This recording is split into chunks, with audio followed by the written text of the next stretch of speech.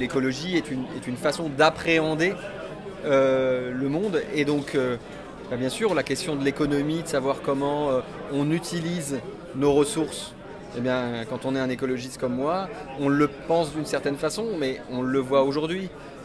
Produire, construire, en faisant en sorte de consommer moins de ressources et d'émettre aussi moins de CO2, c'est devenu une préoccupation que tout le monde a, mais que les écologistes portent depuis très très longtemps.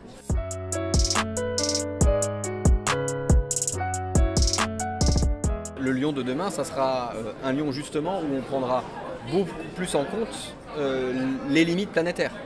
Mais surtout le Lyon de demain, ou en tout cas celui de 2030, parce qu'aujourd'hui c'est celui-là que je regarde et que je cible, ça sera un Lyon climatiquement neutre. C'est-à-dire, Lyon sera une ville où les émissions de CO2 produites par la ville seront nulles. C'est ça l'un des objectifs que j'ai fixé à la ville et puis à tous ceux qui la font.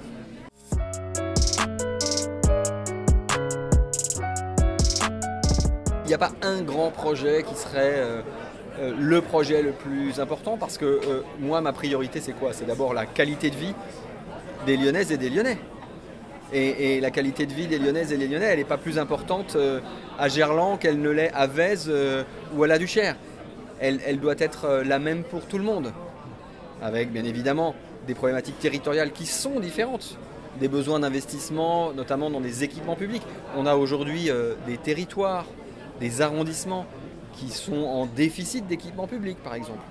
Il y a quelques jours, je présentais avec une partie de mon exécutif ce que nous allions établir sur l'îlot Kennedy. C'est dans le 8e arrondissement, donc un arrondissement décentré qui souffre d'un déficit d'équipements publics. Sur l'îlot Kennedy, on va construire une nouvelle école, une piscine et les ateliers de la danse qui vont venir compléter notre maison de la danse qui est